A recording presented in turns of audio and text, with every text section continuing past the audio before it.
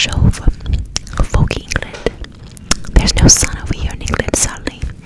It's nothing but gloom all year round, but especially at Christmas time. At Christmas time here in England, we tend to get a lot of gloom. Now, it's not for everybody, rainy old England, but it does have some magic unto itself. Have you heard about magic? We have magic here all year round, not just at Christmas time. But happy Christmas, and to those who don't celebrate, happy holidays. May the magic of December fill all your hearts. Welcome back to Tingles and Triggers. I'm your host, Hermione Granger. Well, if you're listening to just the audio of this, you might be very confused. You also might be confused if you're watching the video portion of this podcast. I'm dressed as Hermione Granger because, well, it's a Friday and I'm bored, quite frankly. Just kidding. I was doing a little ASMR. Guys, please be sure to subscribe to my Trisha Paytas ASMR channel, because this channel is going to be officially converted for another podcast next year. But Tingles and Triggers will continue once a week on the Trisha Paytas ASMR channel, so please subscribe. And if you're listening on Spotify, I will continue to upload the audios here on Spotify. So fear not, the podcast is not going anywhere. I felt a little discouraged, and I'll tell you why I felt a little discouraged, because I love doing these podcasts. I love them so much, and I did a podcast 2 podcasts ago all about my favorite Christmas memory at Graceland with my father, and it was such a good episode, I thought, and I had so much passion, and I went down memory lane and all that stuff. And it's so weird, the audio didn't record. I don't understand why. It did record. No, that's the thing. Okay, so the audio recorded, and I can faintly hear it, and it actually was 2 different audios that I recorded. It got cut up because I bumped the microphone or something. So the first 18 minutes it recorded, but it's so low. Even when I turned the volume all the way up to 400% on iMovie, if anyone knows about editing, I tried to turn up the volume so I could still faintly hear myself. And this is a really crisp, loud microphone. I never have to turn it up more than 100%. Sometimes I have to turn it down.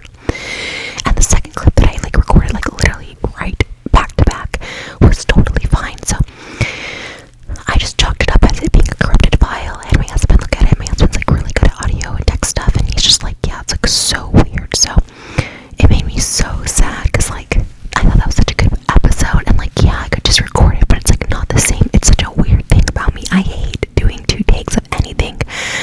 If it's for a TV show, they'll have you do a couple takes. I'm no, but the first one is always my best. It's always my best, and to recreate it is I don't know, it's kind of boring for me, you know what I mean? To recreate and tell that story again, it just wouldn't be the same. I feel so strongly about my one takes. I don't know, always, even with singing performance, I just a one take thing. So it absolutely devastated me, broke my heart. I was I'm done with this podcast. I was gonna end the podcast early, and my husband's I thought you were doing Vlogmas. Hold on, Dingle break 1 second. I have these really cool sleeves on my cloak today, but my husband was but Vlogmas, and I was oh yeah, you're right, and I really love challenging myself, so I'm really trying to push to get these out. Podcasts are a little harder for me to churn out. It's weird, because I love podcasting the best. This is my favorite sort of thing, just chit-chatting and talking. But again, because it's one take, kind of off, what do they call it, stream of conscious, kind of off my mind or whatever, it's a little more energy. I don't want to say draining, because it takes a lot more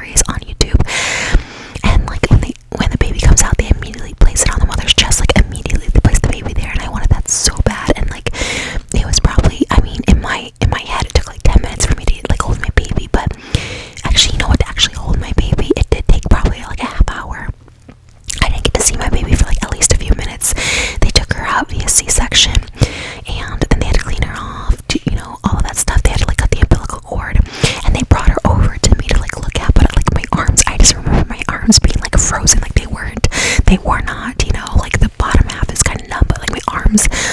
I remember I didn't feel like I had control of my arms. Like at one point it kind of was like going down to like where they were doing the surgery. They're like, no, put your arms back up. And I was like, I don't have control over them. But they did bring my daughter over to me, and I did get to give her a kiss. And I remember like they put her right to my face and we just did a kiss, and I was like, oh. And it's such a funny thing too, not to get too off subject. We're gonna go back to YouTube content creators and where they went, but I just remember like seeing her, and you know, like sometimes they say it's like an instant connection. I have to say, when I first saw my daughter, and it's not that I didn't think she was like gorgeous and cute, but she just didn't look like me or my husband, I thought, and it was like so different than what I expected her to look like. And so like right away I was like, I don't know, I remember like I didn't know how to talk to her. It didn't come natural to me like at first. I mean, I loved her. That's the weird thing though. Like I did love her, right? Like as soon as I was able to hold her after they like cleaned her eyes off, and I went back into like the room where I gave birth. Like I did feel like this, like, you know, maternal instinct to just like protect her and hold her. She was crying, and I was just like, it's okay, it's okay. And like when I talked to her, like she just stopped crying. It was like this really magical experience that I've never had with any baby ever. Most babies don't usually like me, so my daughter was just like listening, and she was comforted by my voice, and it was like magical. But I also didn't know how to talk to her. Like I remember the first night, I was like, or no, the first morning we were both awake, and I was like, hey girl, what's up? Like I just had no idea to talk. It does come over time, so if you don't feel like an immediate like how to connect with your child, like it's okay, it'll come. Like even now I feel like she's so smart sometimes. I like don't know how to like really have like a full-on conversation with her, because I think she's so smart. I think she's like smarter than me.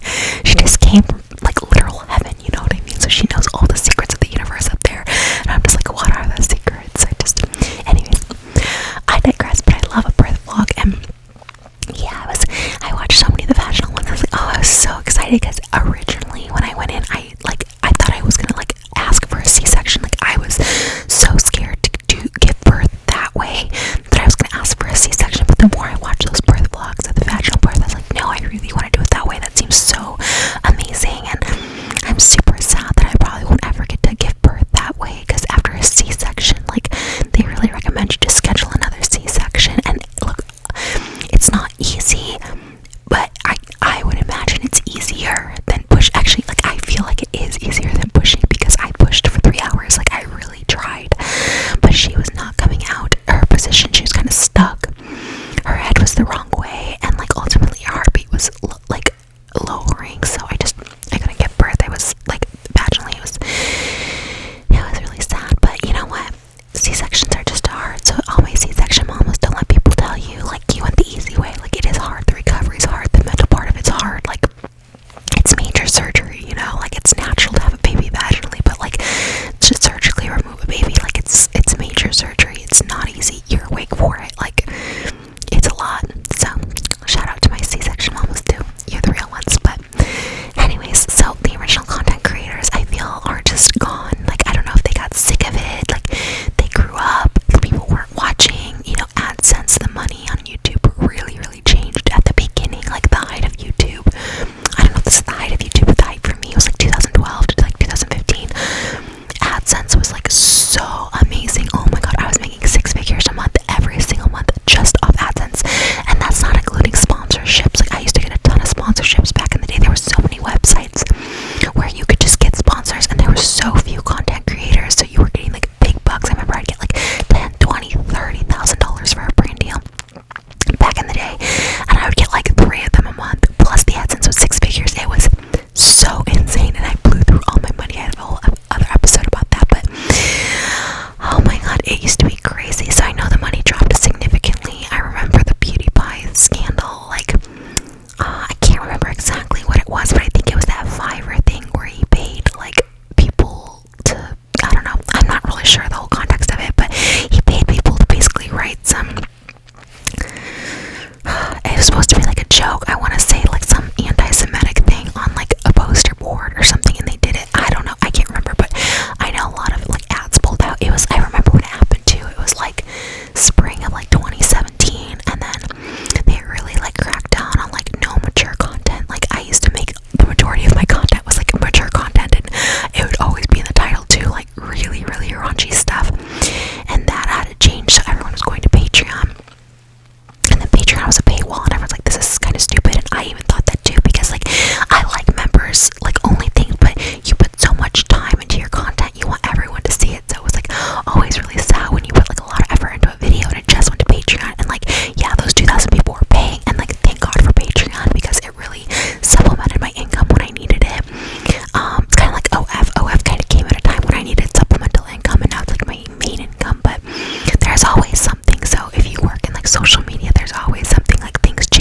things end and money goes down, but there's always something where it's gonna like generate new money for you. So like I never really worry, and you shouldn't either. If this is the future, you know, social media is where it's at, online is where it's at.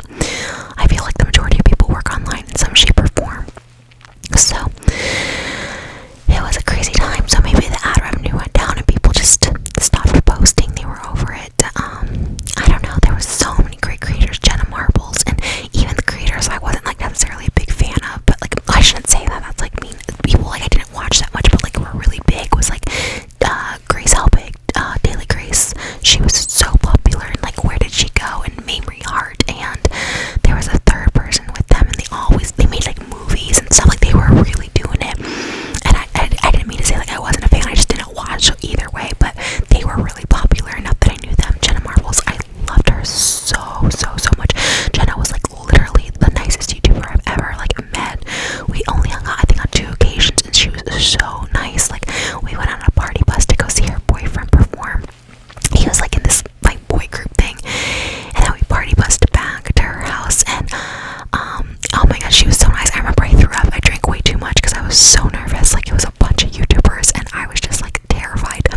But I threw up, and she like literally held my hair, like gave me clothes to change in. I probably still have her Boston sweatshirt. Like she was so nice, and like I loved her so much. And I hope she just went off the internet for her own like, you know, mental health, and I hope no one like ran her off because people like love her. She's a queen. But I mean, there was some really big YouTubers, and I'm like, where did they go? Or you know, they just kind of fall off slowly. And hey, I'm not like saying anything. I definitely, my views are like the all-time low right on my main channel. I used to get oh my god, 500, 700,000 views. Like that was my average for so many years. And even in my like low years, it was like 200,000 views. Now getting like 30,000, 50,000, like it can really discourage you. And if you care about views and like how others view you, like because people will totally clown you, right? People like don't like me, you'll be like, oh my god, only 50,000 views, only 20,000 views for like 6 million, 5 million subscribers, and like that can wear you down. And if you have any sort of insecurity about that, like it can run you off. Like there's times where I'm like, I should have stopped posting on my main channel, but I'm like, no, that's my main channel, that's my baby. But you know, I found ASMR, and that gave me like this whole like new life on YouTube. I have like I think 300, like almost 400,000 subscribers on there, and I get like 100,000 views minimum per video, and it's been like so amazing. But even if ASMR like dwindles down, like there'll always be something else as long as you're like passionate about it. And some people just lose their passion, but I really hope people don't get like discouraged to post, including like anybody. Like if you want to start a podcast but you only have 5 listeners, like you never know, it could get big. But even if it only stays at 5 listeners, if you love to do it, then just keep doing it. Little tingle break for that fabrics, the silk. But through TikTok, it's like really crazy how many people, like when I do a live, you know, at any given time, it'll be like 5,000 to like 20,000 people at like one time. But then at the end of your live, it kind of shows like how many people like went through, like passed through. And there'll be like 200,000 people that have passed through in 40 minutes, which is like nuts. Some of my biggest TikToks have like 30 million, 40 million views. When I had my daughter, oh my god, they were like 20 million views, 15 million views. Like that's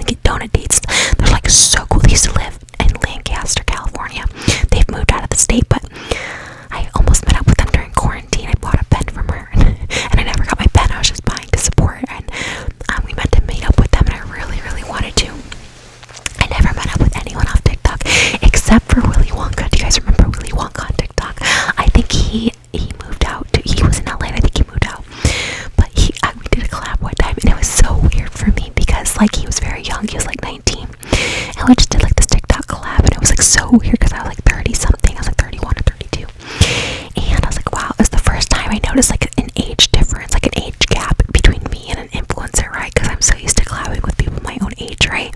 But then I realized, wow, I'm like the old influencer now, and 19 is like the age. I mean, that's the age I started. That's the age all the YouTubers started. Like in 2006, we were all like 18, 19 years old. So like to see this new generation, and it was the first time where I'm like, okay, I feel it. But it was cool because like, you know what? Like being on YouTube for as long as I've had, like my first video was January 4th, 2007. I was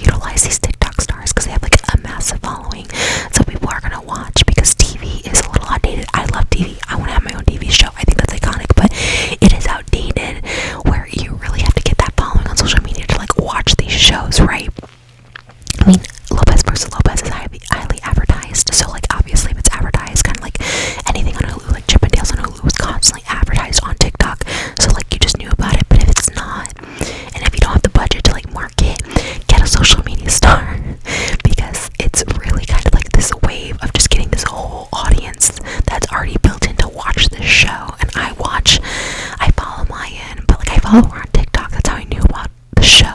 So like, I think it's really, really beneficial for people to cast social media stars, and I think it's really cool for people who want to break in to get on social media, because when I started out in LA, like I literally had to go to in-person auditions. I literally got like casting ads like in the newspaper off Craigslist, like LA casting.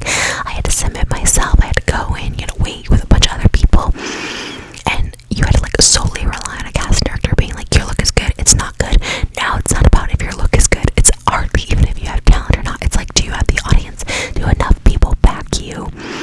And if enough people back you and support you, like they'll put you on a show, because I really do believe anyone could like act, you know. That's my theory. Like anyone could be taught to act, but if you actually have like real talent, like singing, like, oh, who's a great example of it? What's her name? Rachel Zegler. Oh my gosh. Okay, so Rachel Zegler was the star of West Side Story. She played Maria, and she's gonna be Snow White in the upcoming Snow White movie. And oh my gosh, I remember seeing her like literally, I want to say like a decade ago, maybe not a decade, but like 5 or 6 years ago, doing Hamilton. And I remember I tweeted about it, and she tweeted me back to, oh my god, thank you for sharing. Like it was really cool.